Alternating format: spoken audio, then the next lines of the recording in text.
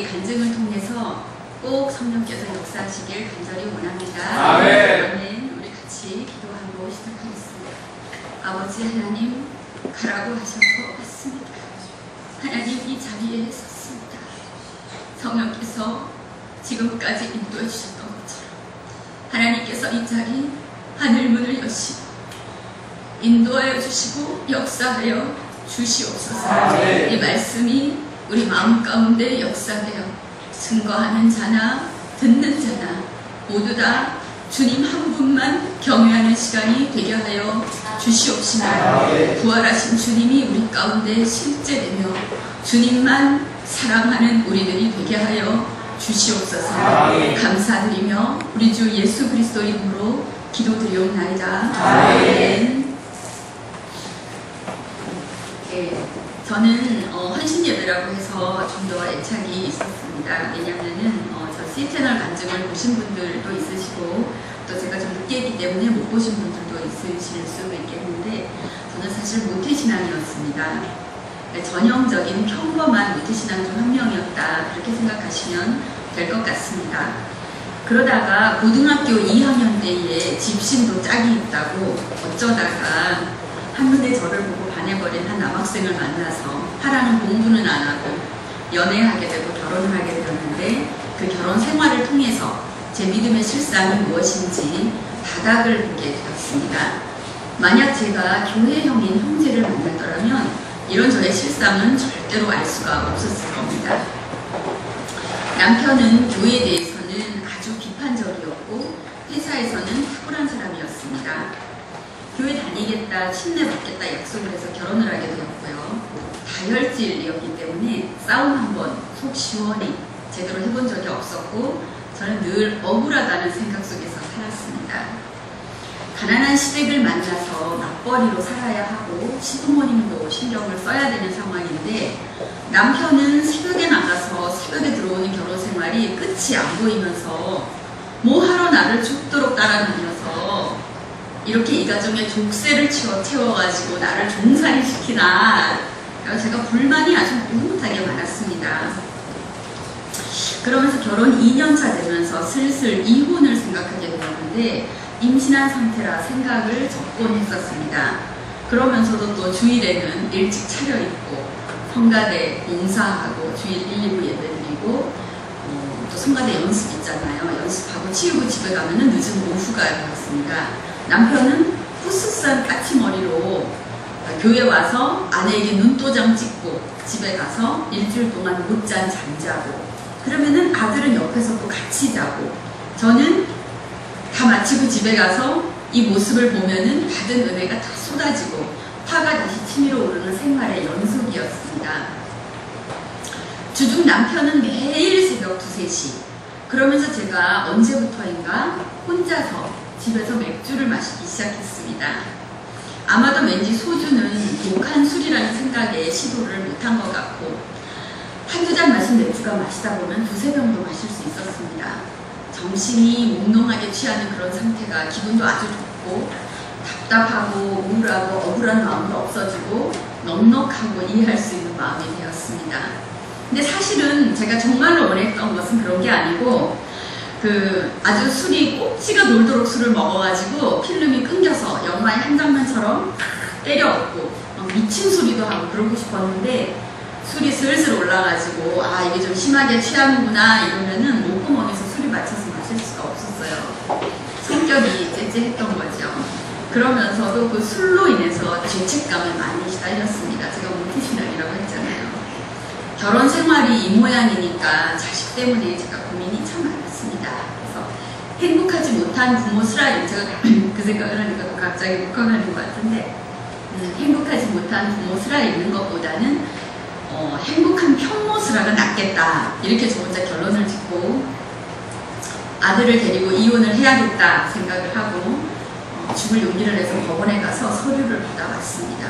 그래서 그날도 새벽에 들어온 남편에게 그 이혼 서류를 내밀었더니까 남편은 택도 없는 소리라고 버럭 소리 지르고 그냥 그 자리에서 그냥 이혼 서류를 찢었어요, 남편이. 그래서 정말 이게 너무 미칠 것 같아서 어디 예언하는 분이 있다, 이 얘기를 듣고 안양교체였던 것 같습니다.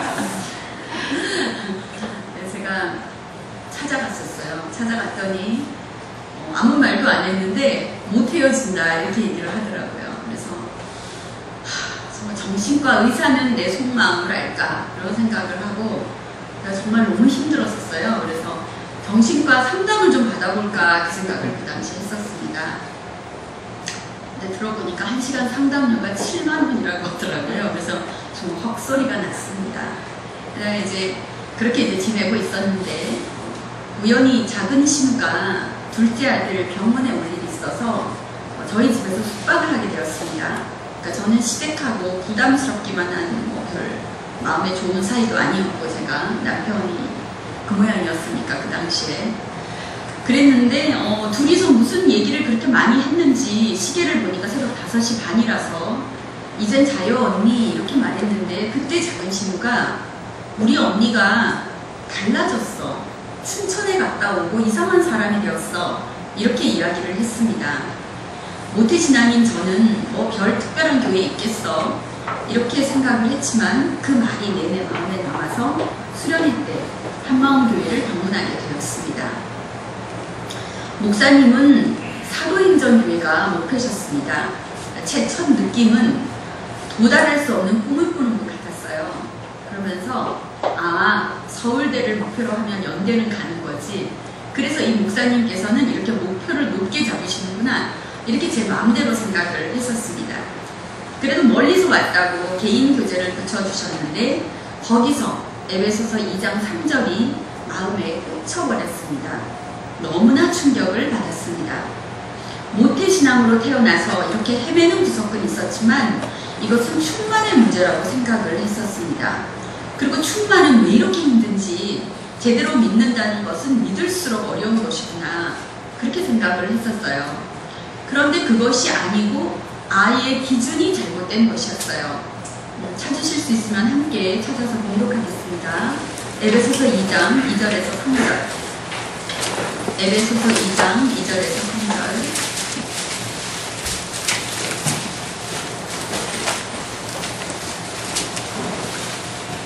찾으셨으면 함께 공독하겠습니다. 그때에 너희가 그 가운데서 행하여 이 세상 풍속을 쫓고 공유의 권세자를 따랐으니 곧 지금을 순종의 아들들 가운데서 역사하는 여기라. 전에는 우리도 다 그 가운데서 우리의 육체의 욕심을 따라 지내며 육체와 마음에 원하는 것을 하여 다른 이와 같이 본질상 진노의 자녀이었더니. 아멘. 육체의 욕심을 따라 지낸다. 자기 육체와 마음에 원하는 것을 하는 사람. 여러분들 생각에는 어떤 사람 같으세요? 저는 누가 봐도 상식도 없고 그런 사람을 이야기하는 것으로 알았습니다. 그런데 그게 아니고 성경이 기준이 아니고 자기 생각이 기준인 사람을 지칭하는 말씀이라는 것이 들어왔습니다. 캬바레나 자선사업이나 주님 없으면 다 똑같은 세상이라고 말씀하셨는데 처음에는 뭐라고요? 했던 개념이 곰곰이 들어보니까 그게 무슨 말인지 개념을 알겠더라고요. 이 세상에 나쁜 것만 있는 것이 아니었어요. 이 세상에 선한 것도 있었습니다. 저는 피해를 주지도 받지도 않고 욕할 짓도 하지 않고 나도 욕하지 않고 내 입장에서 선하게 사는 것, 이게 저의 가치관이었는데 알고 보니까 전형적인 인본주의, 개인주의 기준이었다는 것을 알게 되었습니다. 지구 전체가 한눈에 들어오는 것 같았어요. 여기는 성경이 기준인 곳이 아니구나, 이게 보였어요. 이 땅에서는 행복한 사람, 불행한 사람, 열심히 사는 사람, 게으른 사람, 선한 사람, 악한 사람, 가지각색의 사람들이 예배당에서 빌기도 하고 절에서 빌기도 하고 자기 식대로 수양하기도 하고 가지각색의 사람들이 자기가 기준이 되어서 살고 있는 땅이 이곳이라는 것이 보였습니다. 아무리 잘 산다고 해도 모두 다 그 범주에 들어있다는 것이 보였습니다. 결과는 그렇게 사는 모든 자들이 다 지옥이었습니다. 자기가 기준이면 본질상 진노의 자녀, 그것이 에베소서 2장 3절의 선포였습니다. 너무나 충격을 먹고 지도로 돌아갔습니다. 남편이 늦게 들어오는 것은 안중에 들어오지도 않았습니다. 제가 이제 그게 결혼 10년째였었거든요. 저는 정말 그것 때문에 미칠 것 같았었어요. 그랬는데 에베소서 2장 3절 말씀을 듣고 난 다음에는 남편이 늦게 들어오는 것은 안중에 들어오지도 않더라고요. 술도 싫고 긴 생활도 싫고 행복해도 불행해도 의미가 없었어요. 사형 선고를 받은 사람이 되었습니다. 죽으면 저는 바로 지옥이었습니다. 두려웠어요. 매일 저녁 스스로를 위로하고 술로 낙을 삼고 인생 계획 세우고 원망하는 마음 달래고 잠을 청하던 제가 저절로 그 생활은 접어지고 새벽마다 벌떡벌떡 일어났어요. 저 혈압이니 늦게까지 일하느라 피곤하느니 그런 핑계는 없어져 버렸습니다. 살려달라고 매달렸지만 나는 내가 기준인 사람이니까 하나님과는 상관이 없는 사람이었어요. 내 아비는 그러면 말이잖아요. 정말 서러워서 눈물만 나고 기가 막혀서 울고 그렇게 기도가 아닌 넋두리로 새벽 기도 시간을 채웠어요. 여름철에는 제가 쓰레기통 앞에 서서 저게 내 마음인가 하면서 울었던 적도 있어요. 크리스노 말로는 요한복음을 50번 읽으면 예수님이 걸어 나오신다고 했는데 3번쯤 읽으면서 마음은 급한데 같은 내용을 계속 읽는 것은 짜증만 났어요. 한국말인데 도대체 은혜도 안 되고 마음에 들어오는 말이라고는 없더라고요. 속절없이 시간만 흐르고 에베소서 2장 3절을 마음에서 빼려고 스스로 합리화도 많이 시켜봤습니다. 이 세상에서 이렇게 안 사는 사람 나와봐라 하면서요. 그래도 무티신앙이 뭔지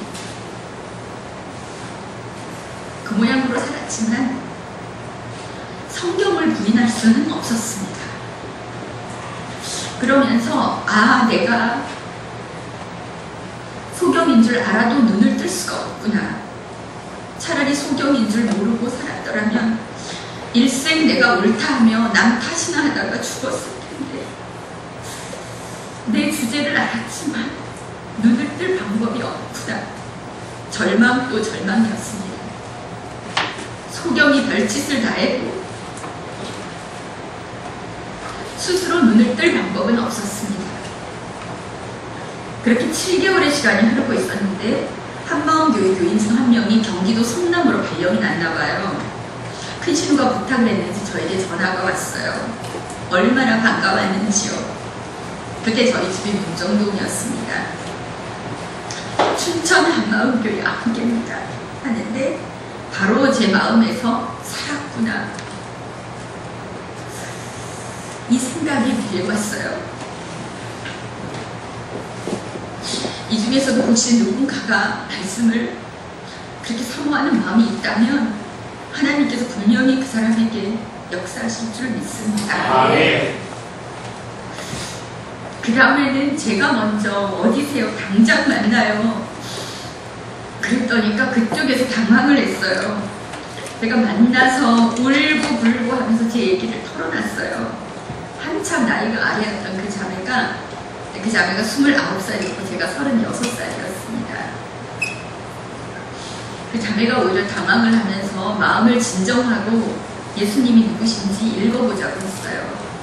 자매의 말이 하나님의 음성으로 들렸습니다.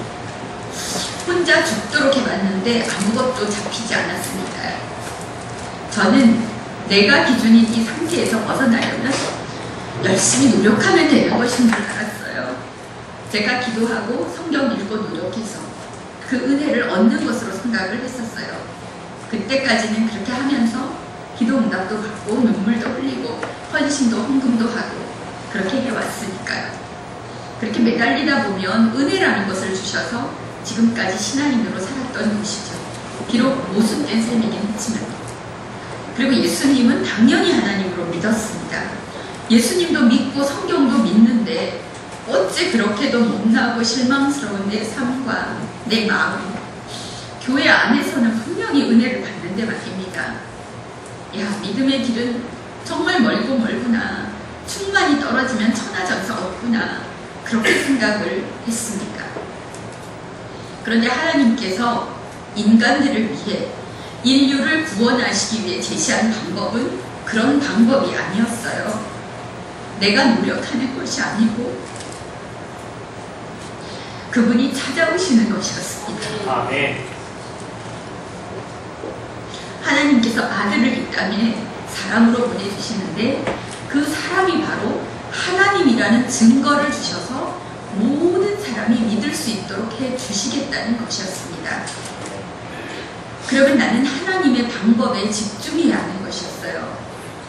하나님의 관점에서 보니까 저는 엉뚱한 소리를 하고 있는 사람이었습니다. 나는 모태신앙입니다.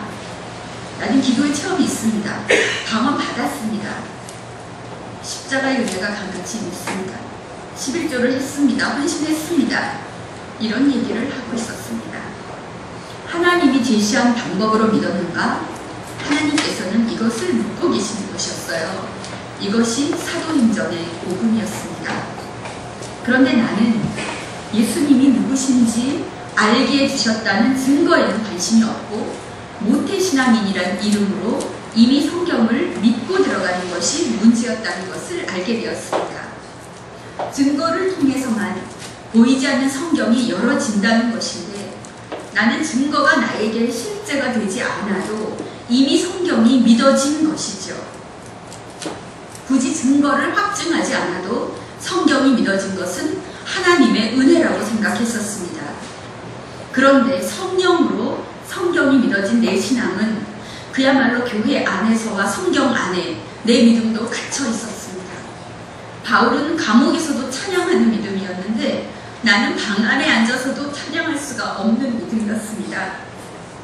바울은 자기가 전도하고 양육했던 아시아에 있는 모든 자들이 다 바울을 버렸어도 그는 끄떡없이 예수님 한 분만 바라보고 달려갔는데 나는 늦게 들어오는 남편 하나 넘을 수가 없는 신앙이었습니다. 하나님의 방법에 집중할 수밖에 없었습니다. 초대교회 성도들과는 너무나 다른 모습이었기 때문입니다. 초대교회 신앙, 사도행전에 딱 초점을 맞추고 고민할 수 있도록 이 공동체를 계속 끌어주신 목사님께 너무나 감사드리고 있습니다. 기독교의 출발은 부활 사건에서 시작하는 것이지 깨달음이나 체험에서 시작하는 것이 아니었습니다. 아멘. 에베소서 2장 3절의 선포대로 다 자기가 기준이 이 땅에 우리를 살리겠다고 오신 예수님께 집중할 수밖에 없었습니다. 보이지 않는 하나님이 사람으로 오시겠다고 예언하신 말씀이 구약이었고 그 예언대로 BC와 AD를 가르는 사람 4대 성인 중 한 명 위인전에 나오는 사람으로 오셔서 그분이 하나님이심을 보여주시는 것, 부활 사건을 보여주시는 것, 이것이 하나님의 방법이셨습니다. 아멘. 이것으로 온 인류를 살리시려고 작정하셨습니다. 아멘. 네, 하나 더 찾아서 같이 봉독하겠습니다. 요한복음 1장 18절입니다. 요한복음 1장 18절.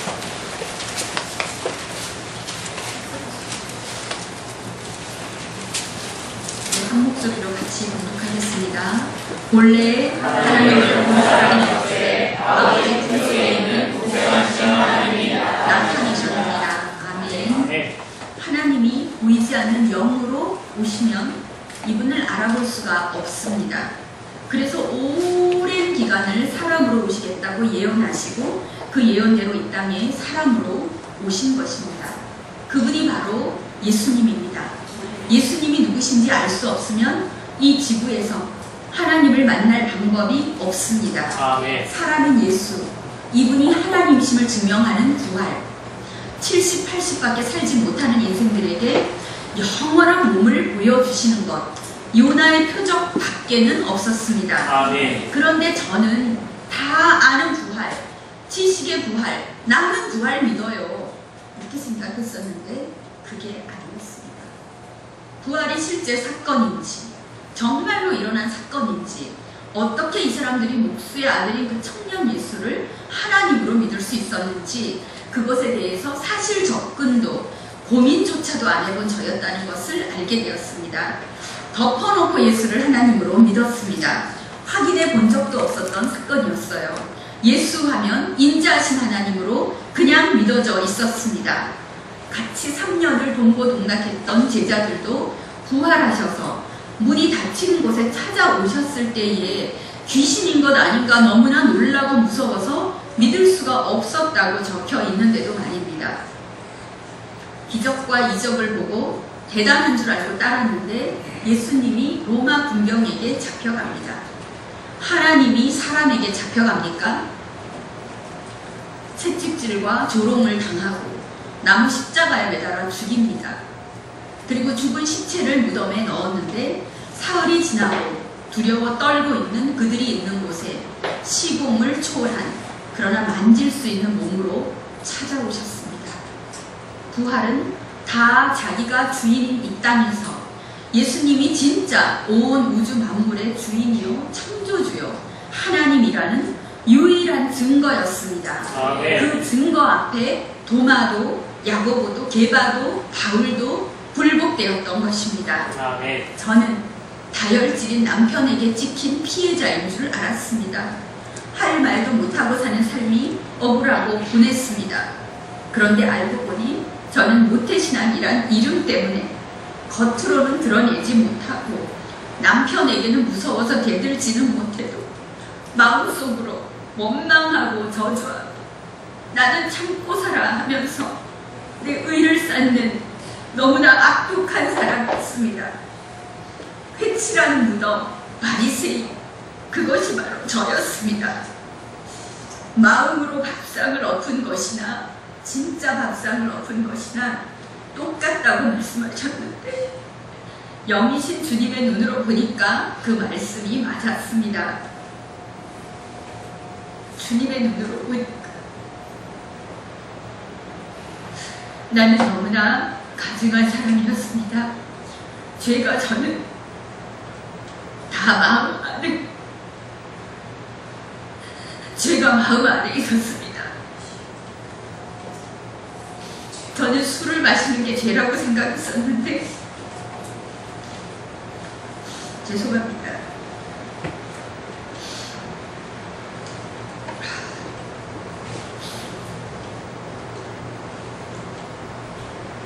목사님께서 진짜 밥상을 엎은 거나 네 마음으로 밥상을 엎은 거나 똑같다 이렇게 말씀하셨어요. 처음엔 잘 이해가 되지 않았었습니다. 근데 하나님이 영이시잖아요. 마음을 보시잖아요. 죄가 제 마음 안에 다 있었더라고요. 로마 군병들이 죽였다고 생각했던 예수님을 알고 보니 제가 일생 마음으로 입으로 삶으로 지은 죄가 예수님을 이 땅으로 끌어내렸고 십자가의 길을 가게 했다는 것을 알았습니다. 그분이 말없이 골고다의 길을 가셨습니다. 나 같은 인생을 살려보겠다. 사복음서가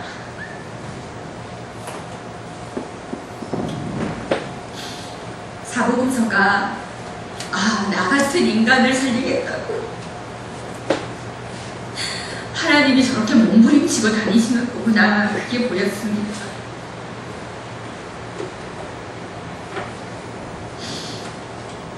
성령의 도우심을 받아 겟세마네 기도를 통해서 피투성이가 되어 십자가의 길을 가셨습니다. 그렇게 해서 죄를 담당하셨고 온 인류가 구원받을 수 있는 길을 활짝 열으신 분이셨습니다. 이 땅에 없는 것을 보았습니다. 하나님을 만났습니다. 사랑이 무엇인지 그때야 알게 되었습니다. 원수를 위해, 배신자를 위해 전능자가 피조물을 마음과 뜻과 목숨을 다해서 사랑하셨습니다. 아낌없이 모든 것을 쏟으셨습니다. 창조주께서 이 땅에 사람이 되어 오셨습니다. 보이는 것밖에 모르는 우리를 위해 보이지 않는 하나님이 보이는 사람으로 오셔서 사셨고 죽으시고 부활하셔서 보이지 않는 세계를 믿게 하셨습니다. 천국도 지옥도 마귀도 우리의 존재도 밝히 드러났습니다. 우리는 영원히 사는 존재들이었습니다. 우리는 하나님의 형상을 따라 지으신 하나님의 자녀였습니다. 아, 네. 이 지구에서 썩고 끝나는 동물이 아니었습니다. 그래서 하나님이 사람이 되어 우리를 찾으러 오신 것이었습니다. 천하보다 귀한 한 영혼이라는 말씀이 무슨 말씀인지, 이 세상을 다 줘도 만족함이 없는 존재라는 것이 무슨 뜻인지 그제서야 알아듣게 되었습니다. 올라가시기 전 요한의 아들 시므나,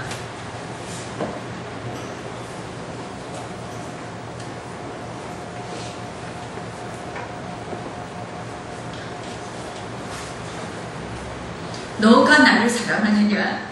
그 음성은 내 마음을 송두리째 흔들었습니다. 내 양을 치라. 마지막 말씀이 차마 양들을 두고 발길이 떨어지지 않으시는 예수님의 마음으로 받아치니, 그토록 사랑하시는 주의 잃어버린 영혼들에게 내 모든 것을 쏟고 싶은 마음이 부어졌습니다.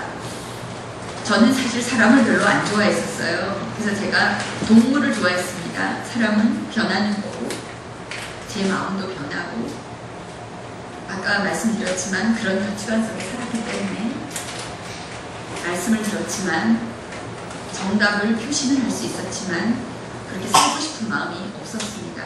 그렇게 전도 양육에 저는 올인하고 싶은 마음이 조금도 없었습니다. 이렇게 예수님을 만나고 나니까 이분이 원하는 것에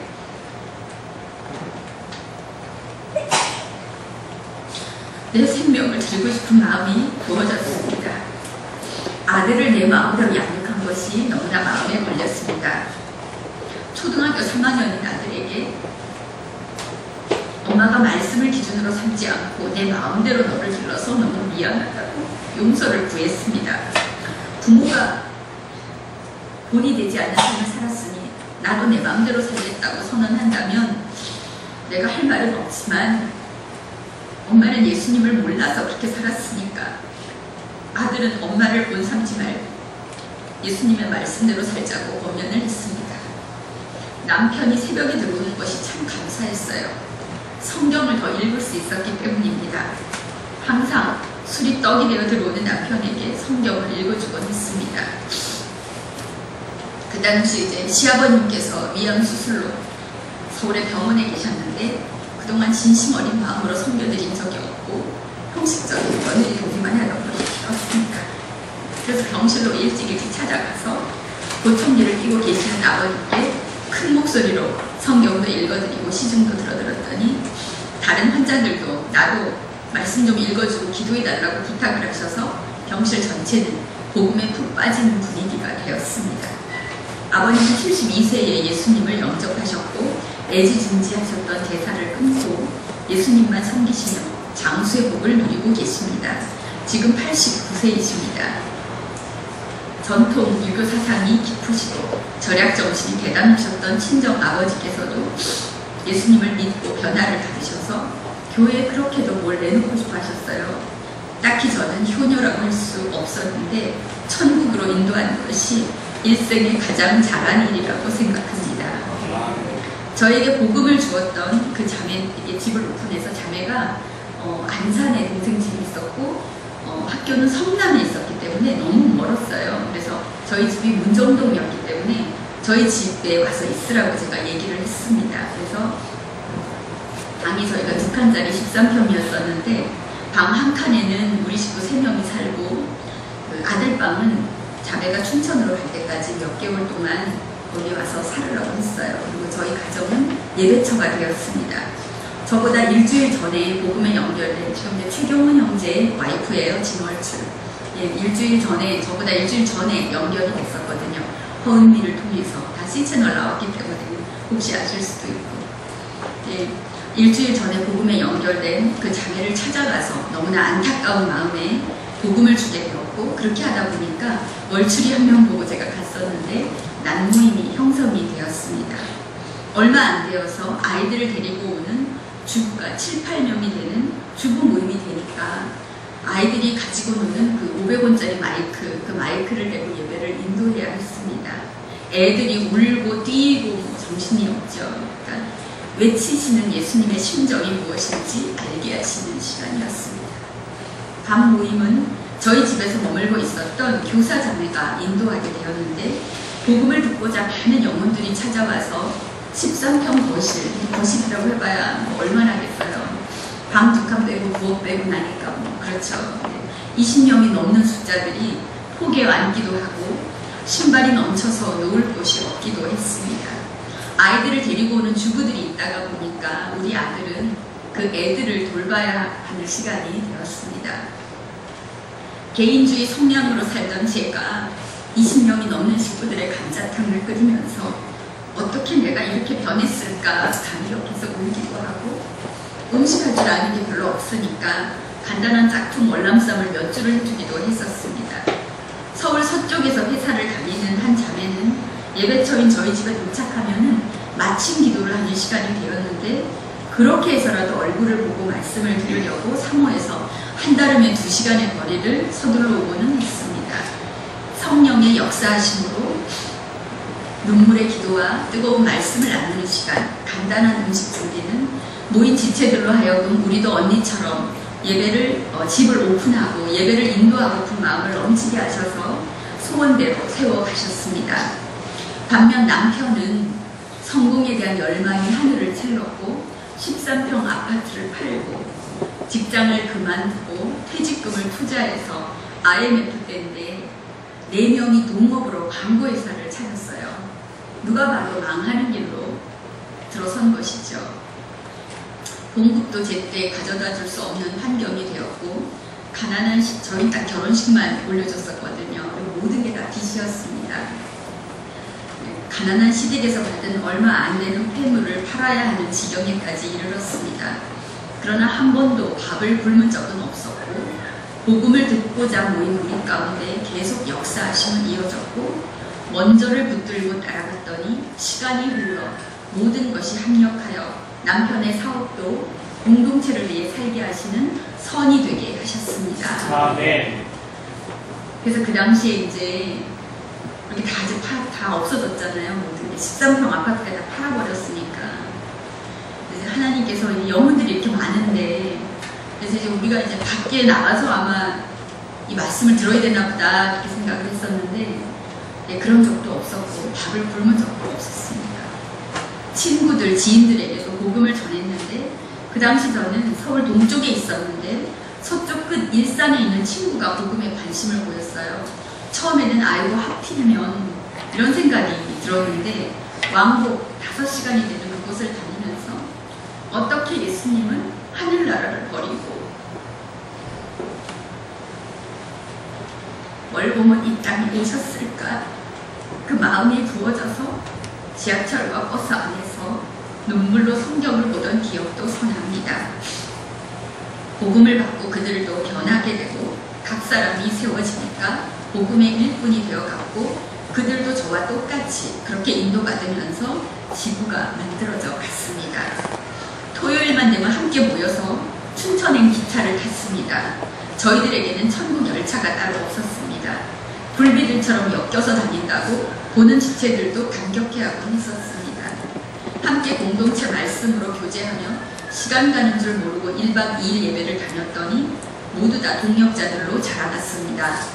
그때는 남편이 얼마나 좋았겠어요. 토요일날도 늦게 새벽에 와서 주일날 실컷 잠잘 수 있으니까 너무너무 좋아했었어요. 그래서 너는 그대로 살아도 되고 춘천에 다 보내라. 그럼 너는 아주 인생이 핀다. 이렇게 전도를 했었습니다. 5년 동안 방 안에만 갇혀서 살던 막장 인생, 자매와 천신을 모신 무당 2명이 한꺼번에 연결된 적도 있었습니다. 무당 자매는 얼마나 역사가 심하던지 제가 고생도 좀 했던 것 같아요. 그러던 중 우사교회 자판기 앞에서 팔짱을 꼈는데 같이 죽자 이런 소리를 듣고 본능적으로 제가 움찔하면서 팔을 빼려고 했습니다. 그랬는데 주님의 음성 깨달아지면서 영혼을 향한 주님의 마음을 보게 되면서 회개가 밀려오는 시간이 되었습니다. 주님께는 목숨을 버려서라도 얻어야 되는 한 영혼이었고 저는 너무 고생스러우니까 포기하고 싶은 마음이 들었던 거죠. 얼마나 회개했는지 모릅니다.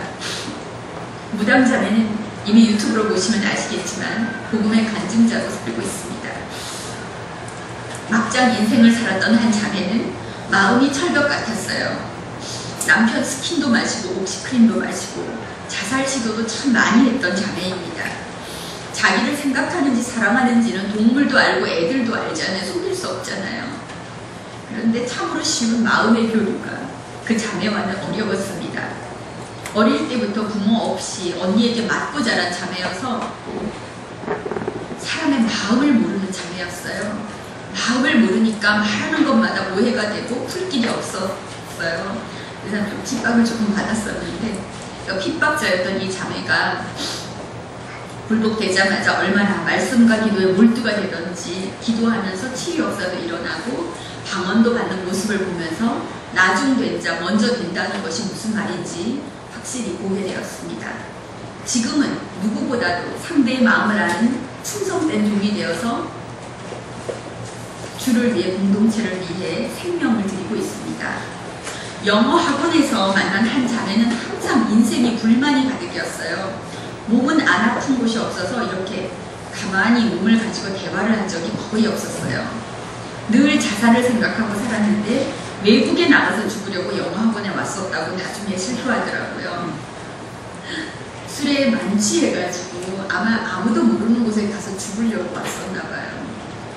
술에 만취해서 남자친구에게 칼도 던지고 굉장히 손이 제 3분의 2 정도 돼요. 조그만한데 저도 그렇게 큰 키는 아니잖아요. 저도 작은데 이 현주 자매라고 아마 실천을 또 보셨을 거예요.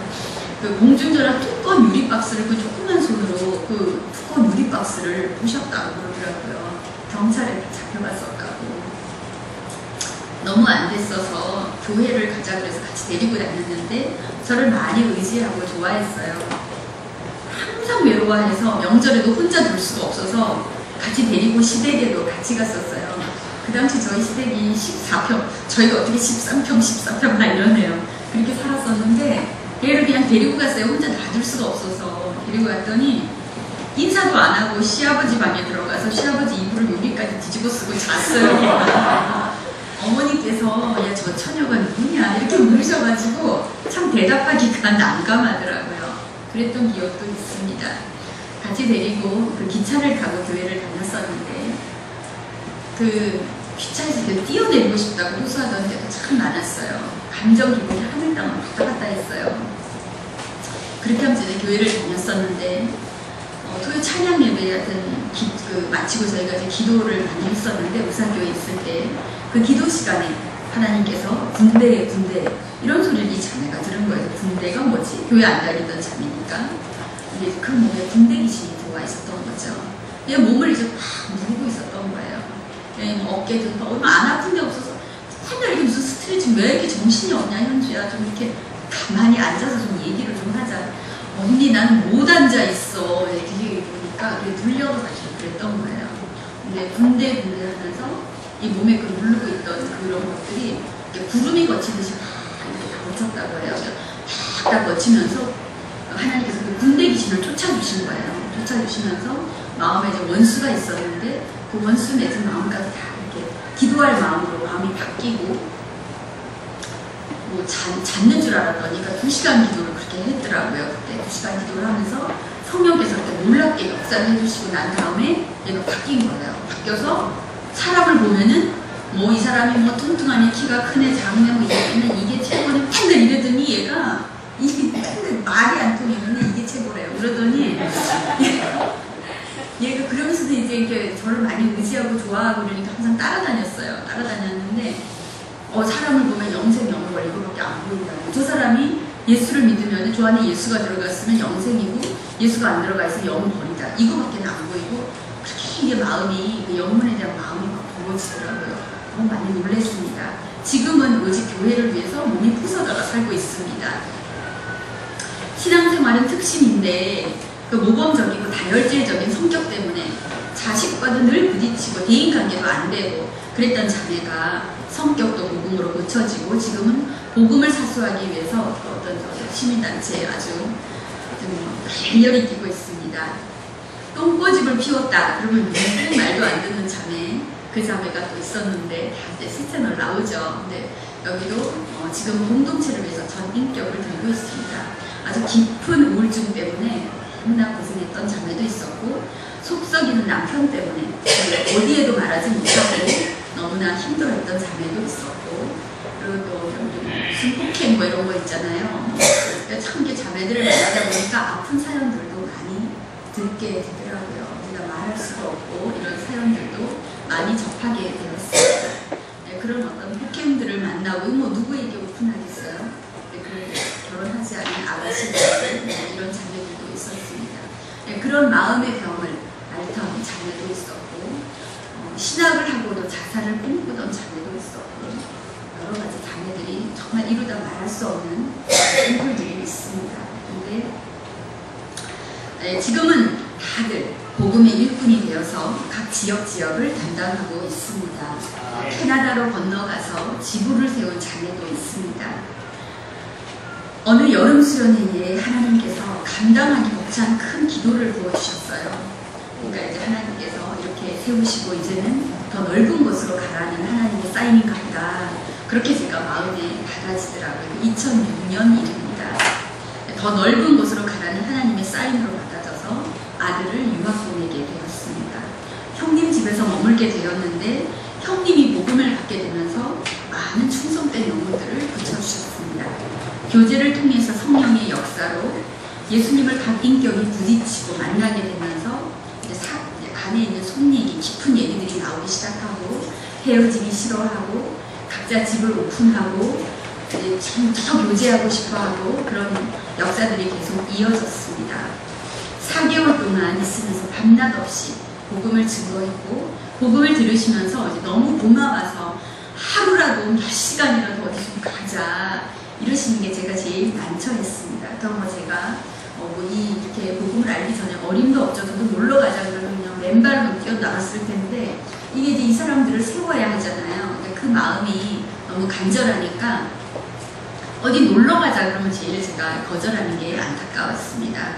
왜냐하면 제가 이제 그분들이 그 말씀 성령께서 역사하시니까 그 알아들은 말씀을 가지고 간증을 기록해서 그것을 가지고 기도하면서 그 인격이 지급받기를 그걸 놓고 기도하고 있었거든요. 그리고 한마음 공동체가 그렇게 해서 여기까지 왔기 때문에 그걸 이제 그 시간이 조금이라도 뺏기는 게 아쉽더라고요. 왜냐면 제가 이제 한국으로 돌아와야 되는 상황이니까.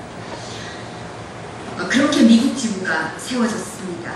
그 지체들 중에서 더 공동체 말씀 기록과 기도를 사모하면서 성령의 인도를 받는 자매가 나오게 되었고 23살의 그 어린 자매를 미국 지부 리더로 세웠습니다.